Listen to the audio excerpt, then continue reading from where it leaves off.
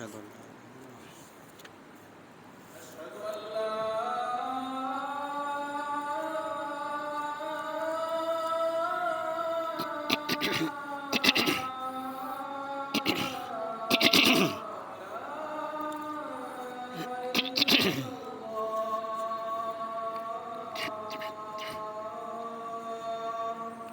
أشهد أن لا إله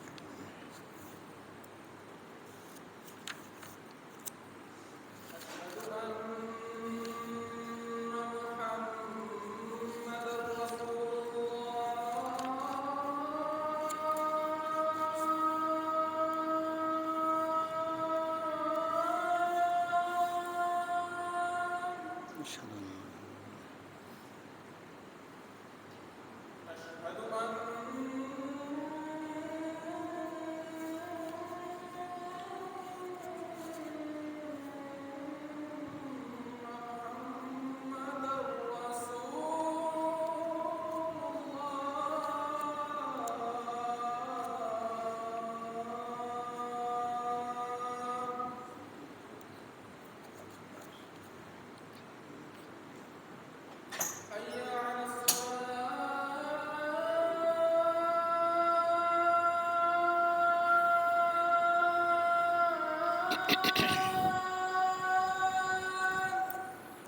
لا حول ولا قوة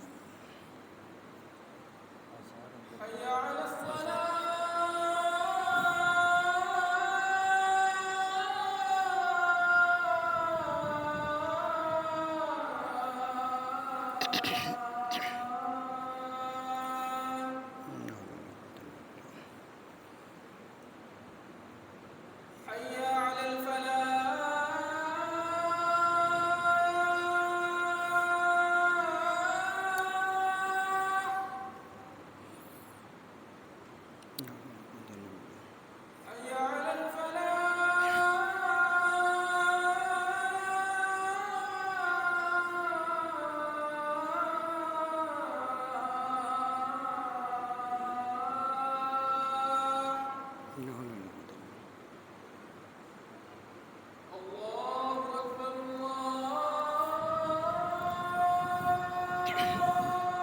الله أكبر الله أكبر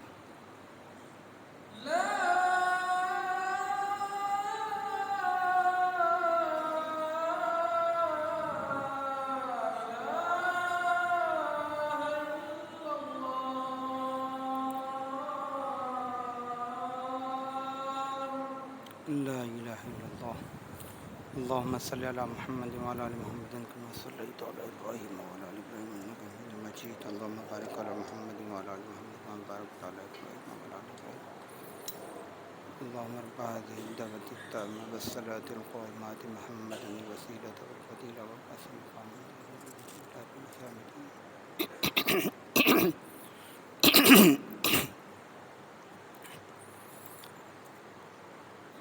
إن الحمد لله نحمده ونستعينه ونستغفره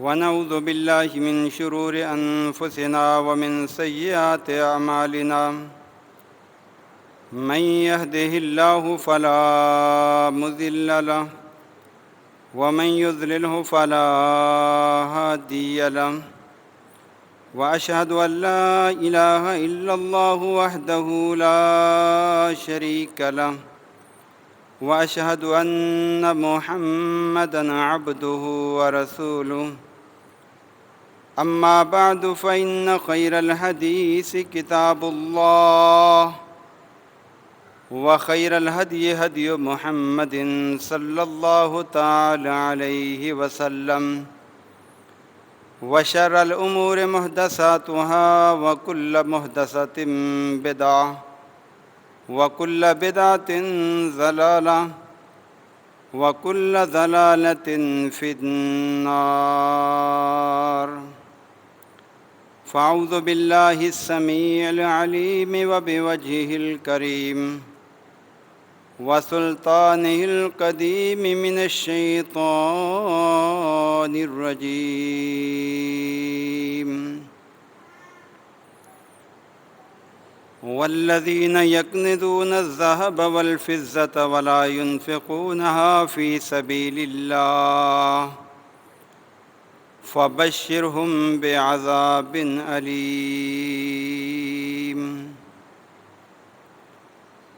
رب اشرح لي صدري ويسر لي أمري واحلل عقدة من لساني يفقهوا قولي اللهم انفعنا بما علمتنا وعلمنا ما ينفعنا وزدنا علما سبحانك لا علم لنا إلا ما علمتنا إنك أنت العليم الحكيم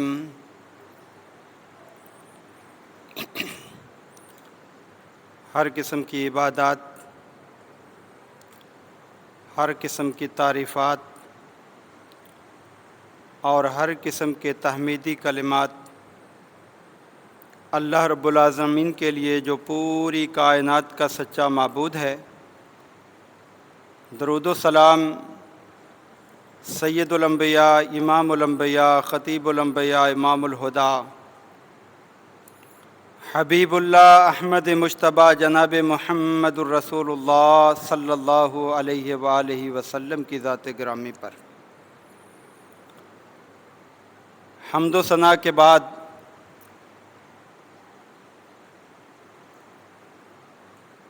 اللہ تعالیٰ نے دنیا کے اندر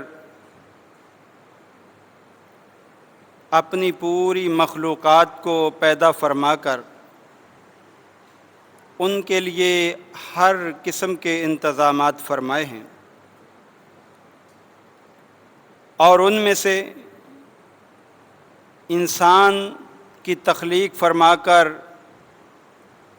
ان کے لیے بھی ہر طرح کے اسباب زندگی مہیا فرمائے ہیں۔ لیکن ہم دیکھتے ہیں دنیا کے اندر تمام لوگ یکساں زندگی نہیں گزار رہے ہوتے، کچھ مالدار بنتے چلے جا رہے ہوتے ہیں اور کچھ غریب سے غریب تر بنتے جا رہے ہوتے ہیں۔ اس کی وجہ کیا ہے؟ اس کی وجہ یہ ہے کہ ہم نے وہ معاشی نظام جو ہمارے اسلام نے ہمیں پیش کیا تھا، وہ معاشی نظام جو اللہ تعالیٰ نے اپنے پیغمبر علیہ السلام کے ذریعے ہمیں دیا تھا، آج ہم اس کو چھوڑ چکے ہیں۔ دنیا کے اندر کئی نظام لوگوں نے متعارف کروائے ہیں۔ آپ نے سنا ہوگا ایک نظام ہے سوشلزم، کہ جس کے اندر ہر انسان جس طرح پیدا ہونے کے اعتبار سے برابر ہیں، ان کا نظریہ یہ ہے کہ معاشی طور پہ بھی برابر ہونے چاہیے، اور یہ نظام روس کے اندر باقاعدہ رائج کرنے کی کوشش بھی کی گئی، لیکن یہ نظام کامیاب نہیں ہو سکا اور اپنی موت خود مر گیا۔ اس کی وجہ کیا تھی؟ یہ اللہ تعالیٰ کا بتایا ہوا نظام نہیں تھا، بندوں نے اپنی طرف سے متعین کیا، بنایا اور لوگوں کے سامنے پیش کیا۔ اور اسی طرح ایک نظام جو آج بھی چل رہا ہے وہ کیپٹلزم، جس کے اندر یہ ہے کہ جس آدمی کے پاس جو سرمایہ موجود ہے بس وہ اس پر سانپ بن کر بیٹھ جائے اور کسی کو اپنی مرضی کے بغیر اس سے فائدہ اٹھانے کا موقع نہ دے۔ اس وقت ہم دنیا میں دیکھتے ہیں تو یہ نظام دنیا کے اندر بہت زیادہ رائج ہے اور اس کے خلاف باقاعدہ احتجاج بھی ہو رہے ہیں۔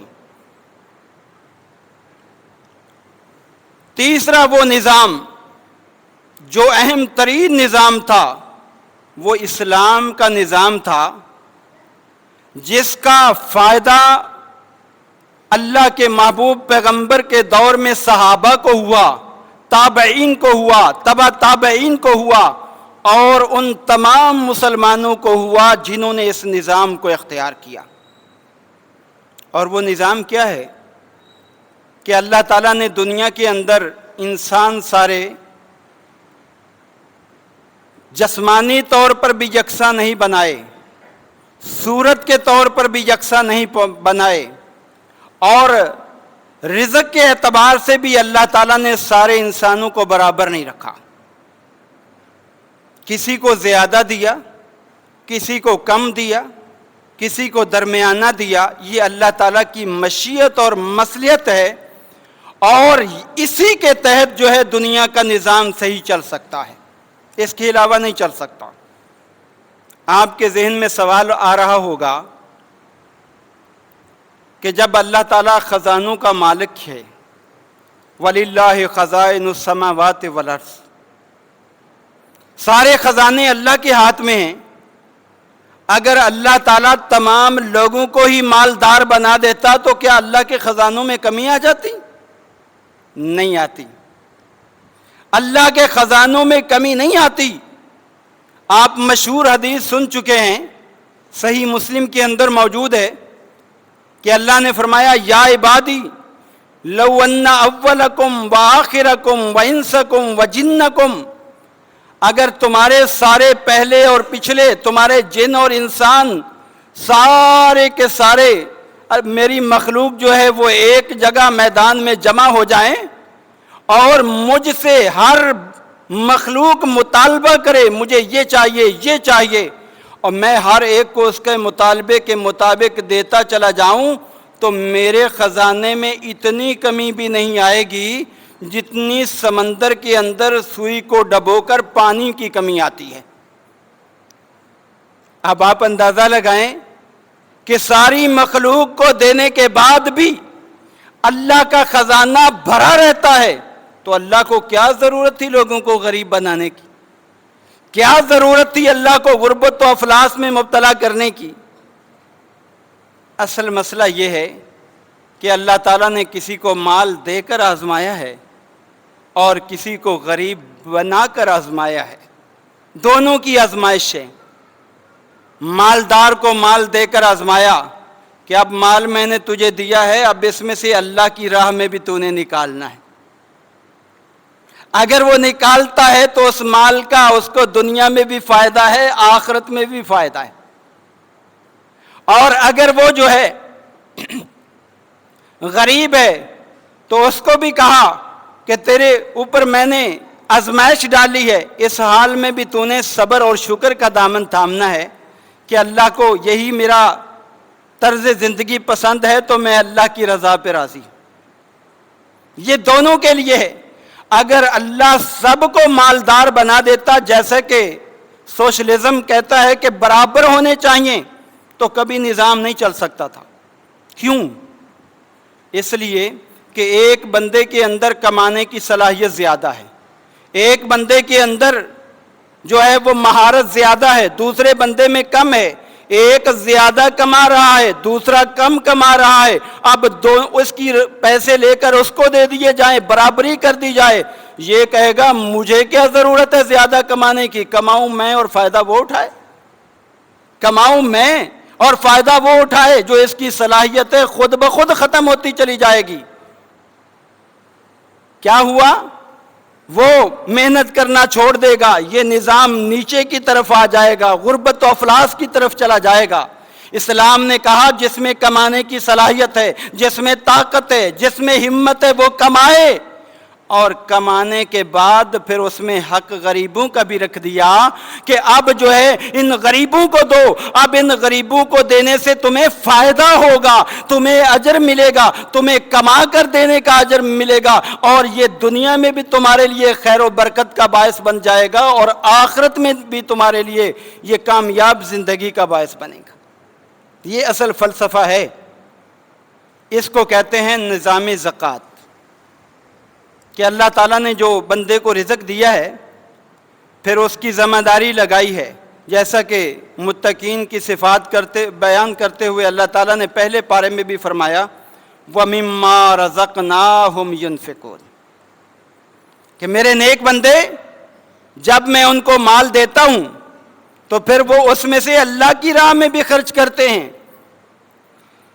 جب کوئی آپ کے پاس لینے کے لیے آتا ہے، آپ کو اللہ نے مال دے رکھا ہے، تو سمجھ لیں کہ آپ خوش نصیب ہیں۔ اللہ نے آپ کو دینے والا بنایا ہے، لینے والا نہیں بنایا۔ الید العلیٰ خیر من الید السفلیٰ، اوپر والا ہاتھ نیچے والے ہاتھ سے اچھا ہوتا ہے، دینے والا ہاتھ لینے والے ہاتھ سے اچھا ہوتا ہے۔ یہ اللہ نے تقسیم کیوں بنائی، کس لیے بنائی؟ آپ کے سامنے کچھ دلائل رکھ دیتا ہوں تاکہ بات کھل کر سمجھ میں آ جائے۔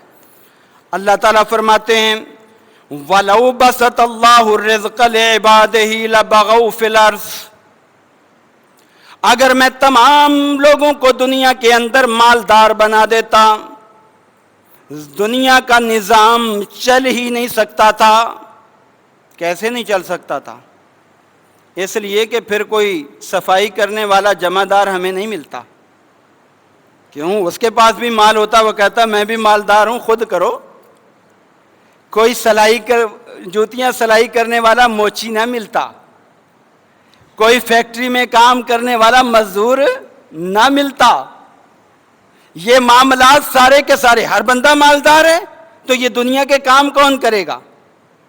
دنیا کا نظام چلانے کے لیے جس رب نے دنیا بنائی تھی اس نے طریقہ بتا دیا، بعض کو زیادہ دیا وہ پیسے خرچ کریں اور اپنا کام کروائیں، بعض کو کم دیا وہ محنت کر کے وہ مزدوری حاصل کر لیں۔ یہ ہے نظام زندگی۔ اللہ فرماتے ہیں اللہ تعالیٰ تمام لوگوں کو اگر مالدار بنا دیتا لَبَغَوْا فِي الْأَرْضِ، زمین کا نظام بغاوت کا شکار ہو جاتا، زمین کے اندر بغاوت ہو جاتی، کوئی جو ہے وہ ہلکا کام کرنے کو تیار نہ ہوتا، کوئی بھی کم تر کام کرنے کے لیے تیار نہ ہوتا۔ وَلَٰكِن يُنَزِّلُ بِقَدَرٍ،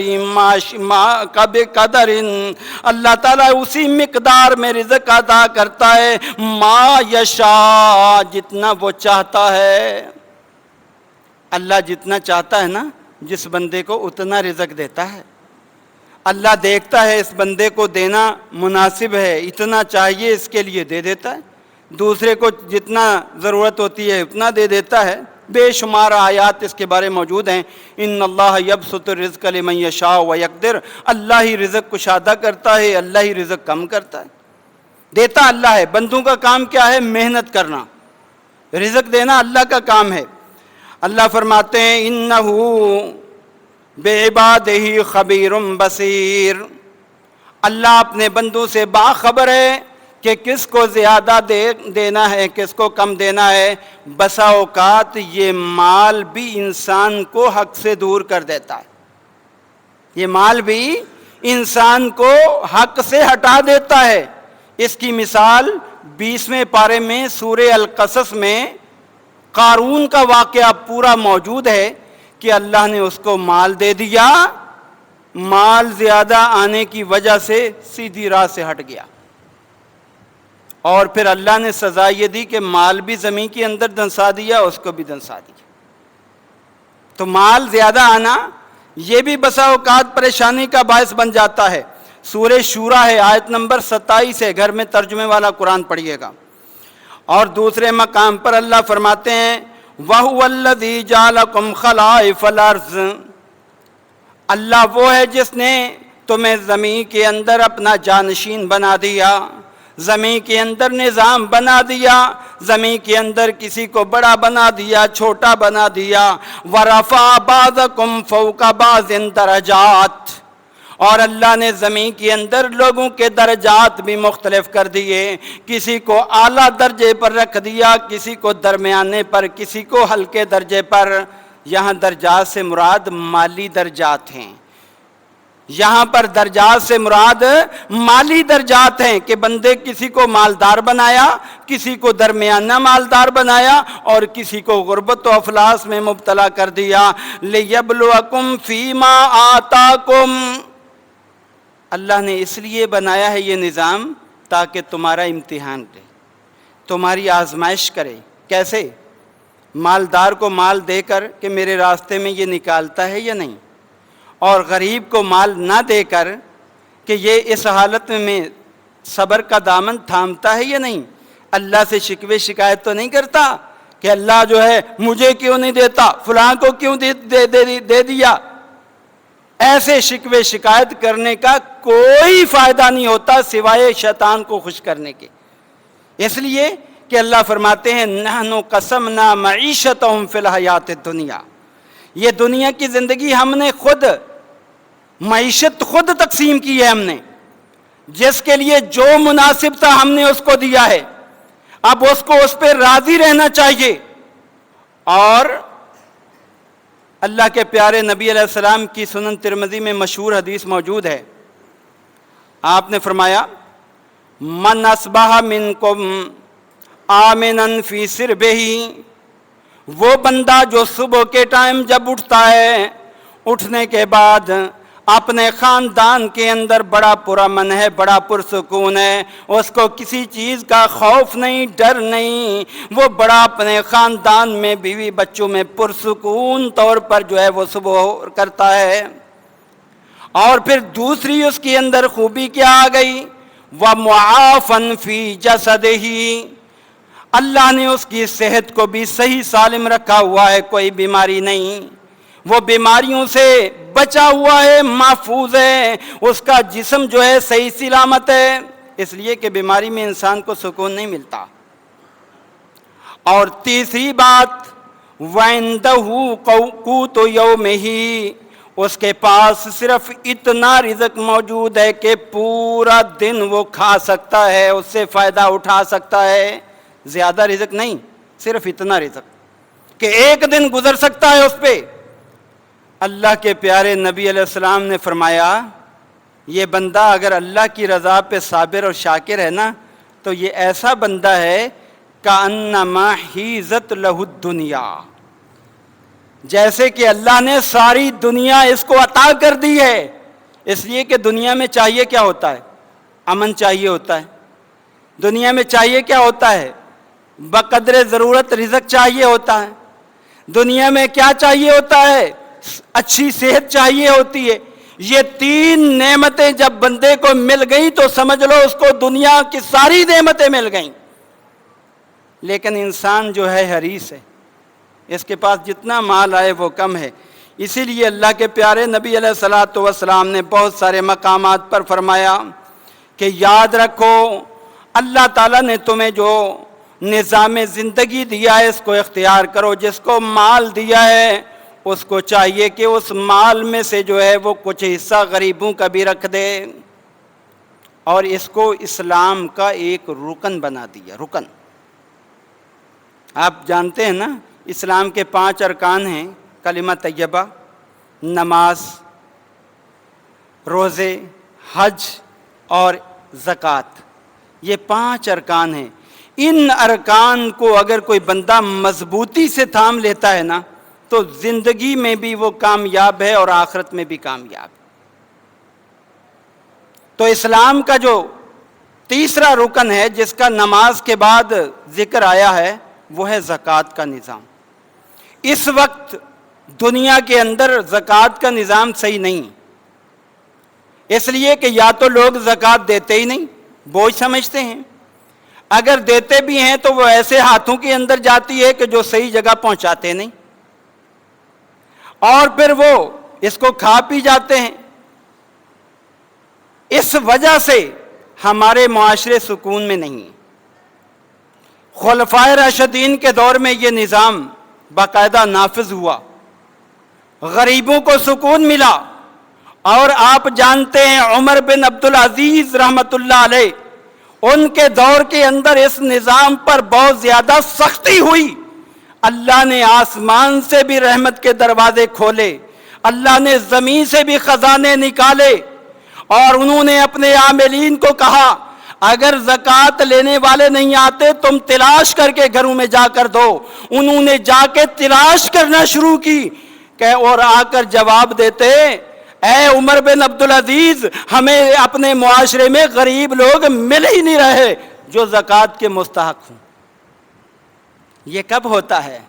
یہ اس وقت ہوتا ہے جب ہم خوش دلی سے اپنے مال میں سے زکوٰۃ نکالیں اور آگے جن کی ذمہ داری ہے وہ خوش دلی سے بغیر خیانت کیے جو ہے وہ آگے مال پہنچائیں۔ حضرت معاذ رضی اللہ تعالیٰ عنہ کو صحیح بخاری کی روایت ہے کہ جب آپ نے یمن بھیجا تو اس وقت آپ نے فرمایا تھا ان اللہ افترض علیہم صدقہ، اے معاذ جب کلمہ طیبہ پڑھ لیں وہاں کے لوگ نماز کے پابند بن جائیں، پھر ان کو کہنا کہ اللہ تعالیٰ نے تمہارے مالوں میں سے صدقے کا سلسلہ بھی رکھا ہے، زکوٰۃ کا سلسلہ بھی رکھا ہے، تو خذ من اغنیائہم وترد الی فقرائہم، ان کے مالداروں سے وصول کرنی ہے اور ان کے غریبوں کے اندر تقسیم کر دینی ہے۔ یہ نظام انہوں نے وہاں نافذ کیا باقاعدہ، اور اللہ نے خیر و برکات کے دروازے کھول دیے۔ اب اس معاملے میں شیطان بہت زیادہ انسان کو بہکاتا ہے، بہت، کہ نا مال میں کمی ہو جائے گی، مال کم ہو جائے گا، اتنا مال چلا جائے گا۔ اگر ہم سوچیں نا غور سے تو یہ زکوٰۃ میں کوئی زیادہ مال نہیں جاتا، زیادہ مال نہیں جاتا، یہ ہمارے صرف دل کو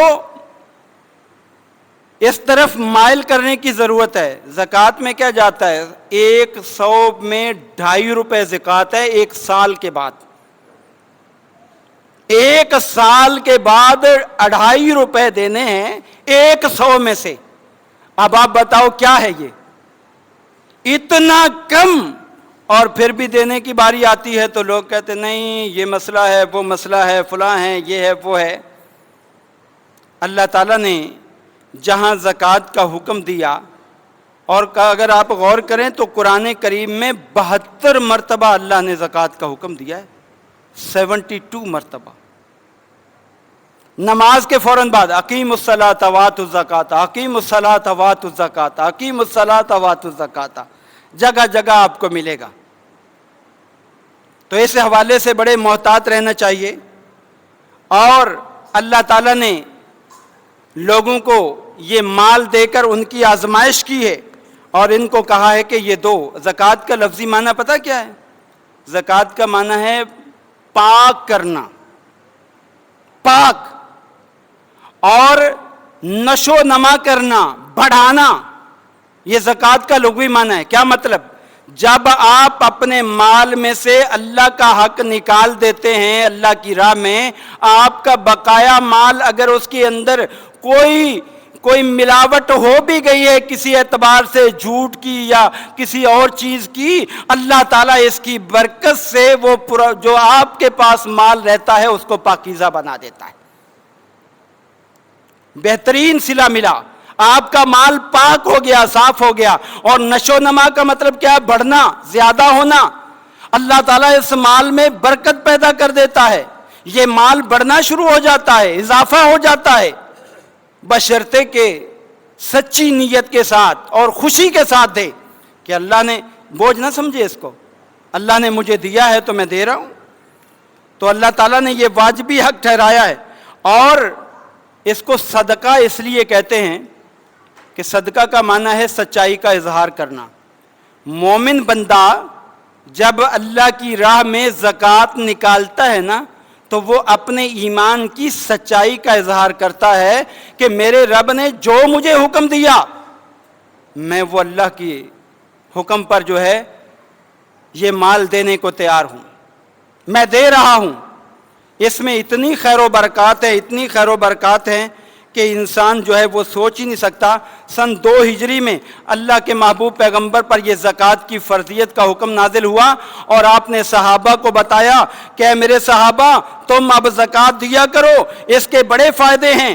زکوٰۃ جو ہے اس کو ایمان اور تقوی کا شعار قرار دیا گیا ہے۔ جو پکے مومن ہیں وہی زکوٰۃ دیں گے، جو متقی ہیں وہی زکوٰۃ دیں گے، اور جو زکوٰۃ نہیں دیتا نہ وہ مومن بن سکتا ہے نہ وہ متقی بن سکتا ہے، چاہے اپنے آپ کو مومن کہتا رہے، اللہ کی نظر میں نہیں بنتا۔ کیا دلیل ہے؟ اللہ قرآن کریم میں فرماتے ہیں وَرَحْمَتِي وَسِعَتْ كُلَّ شَيْءٍ، اے لوگو میری رحمت بڑی وسیع ہے، ہر چیز سے بڑھ کر میری رحمت ہے۔ فَسَأَكْتُبُهَا لِلَّذِينَ يَتَّقُونَ، میں یہ اپنی رحمت ان لوگوں کے لیے خاص کر دیتا ہوں، خاص رحمتیں صرف ان لوگوں پہ نازل فرماتا ہوں یتقون، جو متقی اور پرہیزگار ہوا کرتے ہیں، جو اللہ کے عذابوں سے ڈرنے والے ہوتے ہیں، گناہوں کو چھوڑنے والے ہوتے ہیں، اللہ کے فرما برداری کرنے والے ہوتے ہیں۔ وَيُؤْتُونَ الزَّكَاةَ، اور وہ زکوٰۃ پابندی سے ادا کرتے ہیں، وہ زکوٰۃ پابندی سے ادا کرتے ہیں۔ وَالَّذِينَ هُمْ بِآيَاتِنَا يُؤْمِنُونَ، اللہ فرماتے ہیں یہی وہ لوگ ہیں جو اللہ کی آیات پر ایمان رکھتے ہیں۔ معلوم ہوا جو بندہ مال کی زکوٰۃ نہیں دیتا نہ وہ متقین میں شمار ہوتا ہے، نہ وہ مومن بن سکتا ہے، نہ وہ مومن نہ وہ متقی، وہ اس کیٹیگری سے نکل جاتا ہے۔ تو اس لیے بہت زیادہ اس بارے محتاط رہنا چاہیے۔ پیارے نبی علیہ الصلوۃ والسلام نے اسی وجہ سے صحابہ کرام کو اس کی بڑی نصیحت فرمائی، اور آگے چل کر اللہ نے دوسرے مقام پر فرمایا، یاد رکھو وَيْلٌ لِّلْمُشْرِكِينَ الَّذِينَ لَا يُؤْتُونَ الزَّكَاةَ، ان لوگوں کے لیے ویل ہے۔ ویل جانتے ہو؟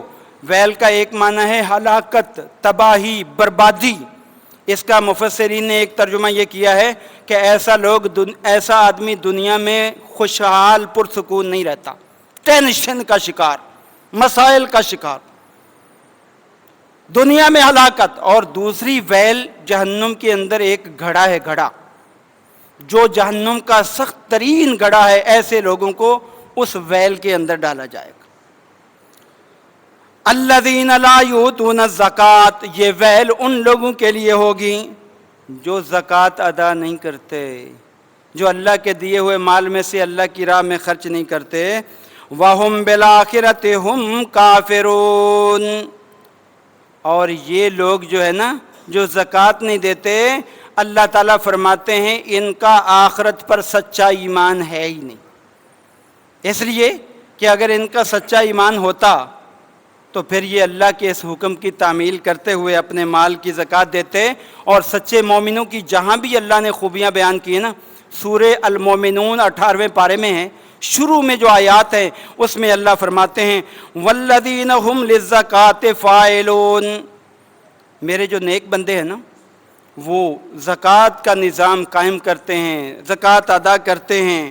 اور دوسرے مقام پر اللہ تعالیٰ نے سورہ المعارج میں بھی فرمایا کہ والذین فی اموالہم حق معلوم للسائل والمحروم، جو میرے نیک بندے ہیں نا وہ اپنے مال میں سے ایک حصہ مقررہ جو ہے نا وہ الگ کر کے رکھتے ہیں۔ کس کو دینا ہے جی؟ للسائل والمحروم، مانگنے والوں کو بھی دینا ہے، اور جو بیچارے غریب ہیں ان کو بھی گھر جا کر دینا ہے، ان تک پہنچانا ہے، ان تک یہ حصہ پہنچانا ہے ان کے جو ہے حصوں میں سے۔ اور صحیح ترغیب و ترہیب کے اندر آتا ہے جو آدمی اپنے مال کی زکوٰۃ دے دیتا ہے نا فَقَدْ ذَهَبَ عَنْهُ شَرَّهُ، اللہ تعالیٰ اس کے مال سے جو شر ہوتا ہے اس کو نکال کر ختم کر دیتا ہے، ایسا مال بنا دیتا ہے بہترین۔ اور صحیح بخاری کی روایت ہے حسنوا اموالکم بزکات، اپنے مال کو جو ہے نا پاک بنا لو، اپنے مال کو صاف کر لو، اپنے مال کو اچھا اور بہترین اور عمدہ بنا لو۔ کیسے بنا لو؟ زکوٰۃ کے ذریعے۔ اور اللہ کے پیارے نبی علیہ السلام نے زکوٰۃ نہ دینے والوں کی بھی بڑی وعید بیان فرمائی۔ جس کو اللہ نے مال دیا اور وہ زکوٰۃ نہیں دیتا، آپ نے شروع میں آیت مبارکہ سنی ہے نا، سورہ توبہ کی آیت نمبر 34-35 ہے، اللہ فرماتے ہیں والذین یکنزون الذہب والفضہ ولا ينفقونها فی سبیل اللہ، اے میرے پیغمبر وہ لوگ کہ جو مال کو خزانہ بنا کر رکھتے ہیں، چاندی اور سونے کو اور اس کو اللہ کی راہ میں خرچ نہیں کرتے، اس پر جو ہے وہ اپنا دعویٰ رکھتے ہیں کہ جی بس میرا مال ہے، میں نے اب نہیں دینا، ان کا انجام کیا ہے؟ فَبَشِّرْهُمْ، ان کو بتا دو۔ بشارت عام طور پہ ہوتی ہے اچھی چیز کے لیے، لیکن مفسرین کہتے ہیں یہاں ان کو ذلیل کرنے کے لیے اللہ نے بشر کا لفظ استعمال کیا ہے، ان کو دردناک عذاب کی خبر سنا دو کہ انہیں دردناک عذاب پہنچے گا۔ اور کیسے پہنچے گا؟ آگے اللہ نے اگلی آیات میں اس کا ذکر کیا ہے کہ اس آدمی کے مال کو جو ہے نا تختیاں بنا کر تپایا جائے گا، یوم یحما علیہا فی نار جہنم، تختیاں بنا کر اس کو جو ہے وہ آگ میں گرم کیا جائے گا۔ جیسے آپ کسی لوہار کے پاس گئے ہو نا تو وہ آگ میں کوئی چیز گرم کر لے، گرم آگ بن جائے، اب وہ کسی پر لگائے گا تو کیا حشر ہوگا اس کا؟ اللہ جہنم کی آگ جو دنیا کی آگ سے سخت ہے، اس سے اس مال کی جو ہے وہ تختیاں گرم کرے گا، اور گرم کرنے کے بعد کیا کرے گا؟ فَتُقْوَى بِهَا جِبَاهُهُمْ، اس کے ذریعے اس کی پیشانی داغی جائے گی، وَجُنُوبُهُمْ، اس کے پہلو داغے جائیں گے، وَظُهُورُهُمْ، اس کی پیٹھ کو داغا جائے گا، اور کہا جائے گا فَذُوقُوا، اب مزہ چکھ لو، بما، اس چیز کا، کنتم تکنزون، جو تم خزانہ بنا کر مال کو رکھا کرتے تھے، آج اس کا جو ہے مزہ چکھ لو۔ اور صحیح بخاری کی روایت ہے یہ تو اپنی سزا الگ ہے اور یہ عذاب ہمیشہ ہوتا رہے گا، ایک دن نہیں، 2 دن نہیں، آخر تک اس کو یہ عذاب ہوتا رہے گا۔ بتائیے اس آدمی کا حشر کیا ہوگا؟ اور اللہ کے پیارے نبی علیہ السلام کی صحیح بخاری میں روایت ہے کہ اس مال کو جو ہے نا اس بندے کے گلے میں توق بنا کر جو ہے وہ ڈالا جائے گا، سَيُطَوَّقُونَ مَا بَخِلُوا بِهِ، توق بنا کر، اٹھانے کی طاقت نہیں رکھے گا، زبردستی جو ہے۔ اور ایک روایت میں آتا ہے گنجا سانپ جو ہے وہ بنا کر اس کے پیچھے لگا دیا جائے گا، وہ یہ آگے بھاگ رہا ہوگا، وہ جو ہے پیچھے پیچھے بھاگ رہا ہوگا، اور کرتے کرتے اتنا مسئلہ گڑبڑ ہو جائے گا، یہ تھک جائے گا، تھکنے کے بعد یہ خود ہی اپنا ہاتھ اس کے منہ میں دے گا۔ اللہ کے محبوب پیغمبر نے فرمایا یہ اس طرح جو ہے وہ سانپ اس کو کاٹے گا جیسے اونٹ جو ہے کسی کا ہاتھ منہ میں لے کے چبا دیتا ہے، نعوذ باللہ من ذالک۔ تو اس لیے اس معاملے میں بہت ہی محتاط رہنے کی ضرورت ہے۔ وقت بڑی تیزی سے گزر گیا ہے، ایک مثال بیان کر کے بات کو ختم کروں گا۔ یہ معاملہ بڑا اہم تھا لیکن چونکہ وقت بہت تیزی سے گزر گیا ہے۔ زکوٰۃ دینے سے کبھی مال میں کمی نہیں آتی۔ حضرت معاذ کا واقعہ آپ نے سنا ہے نا کہ اللہ کے پیارے نبی علیہ الصلوۃ والسلام نے انہیں یمن بھیجا، یہ زکوٰۃ وصول کیا کرتے تھے۔ اب جب یہ زکوٰۃ وصول کرنے گئے، کسی نے ان کو بتایا، سنن ابی داؤد کی روایت، فلاں گاؤں کے اندر ایک مالدار آدمی ہے، اس سے بھی زکوٰۃ وصول کرو۔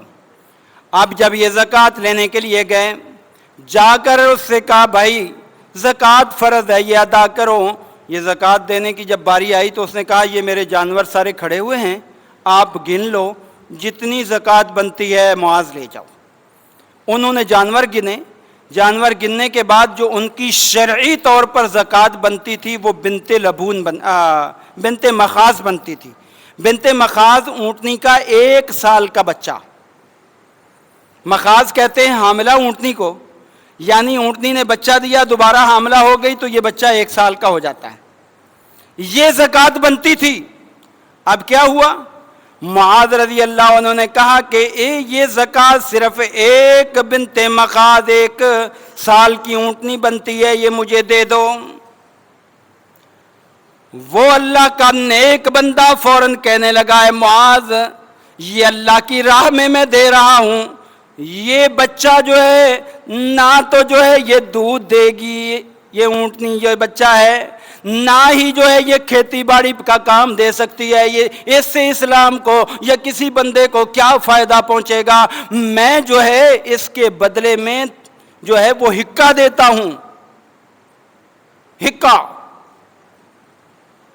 کہتے ہیں 3 سال کی اونٹنی کو جو بالکل تیار ہوتی ہے، جو حاملہ ہو سکتی ہے، میں یہ دیتا ہوں، یہ حاملہ ہوگی، بعد میں جو ہے دودھ بھی دے گی، اگر کوئی کھیتی باڑی کا کام کرنا چاہتا ہے اس پہ بھی یہ کام آئے گی، میں یہ دیتا ہوں۔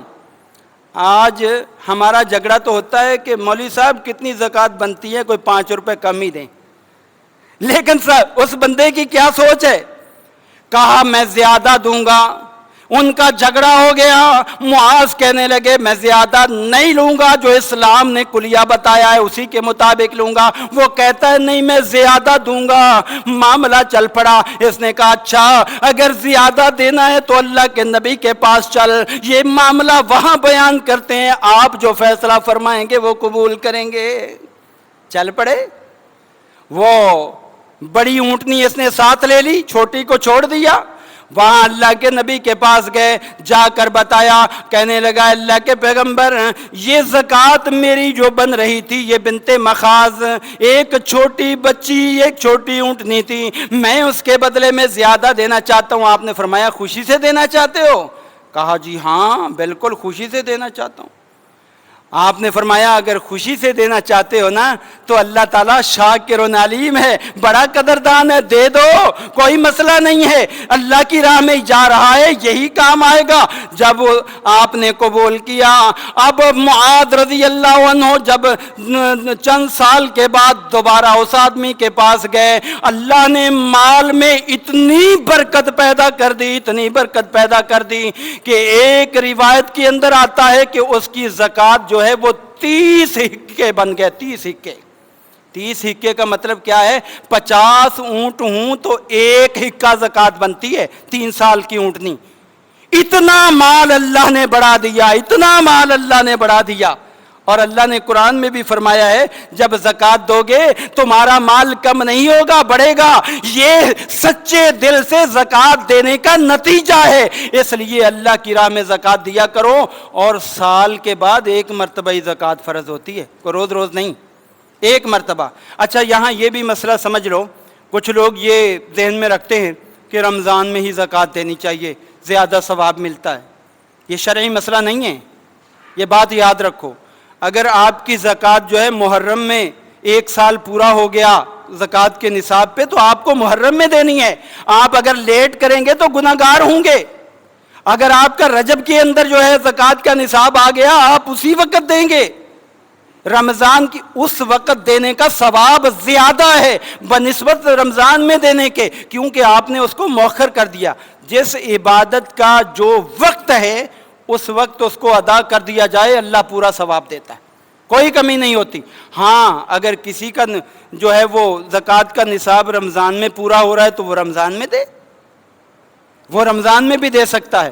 تو اس لیے اس معاملے کو بھی ذہن میں رکھنا چاہیے، بطور خاص جو ہے وہ زکوٰۃ کو لیٹ نہیں کرنا چاہیے، جو سال پورا ہو گیا ہے اس پر جو ہے وہ زکوٰۃ ادا کر دینی چاہیے۔ اور زکوٰۃ کے نصاب انشاءاللہ پھر زندگی رہی تو بیان کروں گا، لیکن یہ سمجھنے کی کوشش کرو کہ زکوٰۃ جو ہے اس کے لیے بہت محتاط رہو، جتنی زکوٰۃ بنتی ہے اس سے زیادہ دینے کی کوشش کرو، اور مستحقین تک زکوٰۃ دو۔ ایسے لوگوں کو کبھی زکوٰۃ نہ دو کہ جو زکوٰۃ جن کے مذہب کا حصہ ہے ہی نہیں، جن کے مذہب کا حصہ نہیں ہے نا، جی ڈی اے والے، وہ ان کے مذہب میں زکوٰۃ ہے ہی نہیں، وہ کس منہ سے آپ سے زکوٰۃ مانگتے ہیں؟ اس لیے زکوٰۃ صحیح جگہ پر دو، کسی متقی پرہیزگار کو دو، اللہ والے بندے کو دو، مدارس میں دو۔ آج کل مدارس اس کے بہت زیادہ جو ہے وہ اہل ہیں، آج کل مدارس کو کوئی تعاون حکومت کی طرف سے نہیں ملتا، یہ آپ کے جو ہے فی سبیل اللہ دیے ہوئے اخراجات سے چلتے ہیں۔ اور ہمارے مدرسہ جو ہے الحمدللہ مسجد کے ساتھ جو ہے بہت اچھا چل رہا ہے، بہت بچیاں جو ہے تعلیم حاصل کر رہی ہیں۔ آپ یہاں پر قریبی جو ہے وہ دے، اللہ تعالیٰ آپ کا دیا ہوا قبول و منظور فرمائے، اور جو کمی کوتاہی ہے اللہ تعالیٰ وہ بھی دور فرما دے، اور دل کی سچائی کے ساتھ اللہ تعالیٰ خوش دلی سے ہمیں اپنے مالوں کی زکوٰۃ نکالنے کی توفیق عطا فرمائے۔ وآخر دعوانا الحمدللہ رب العالمین۔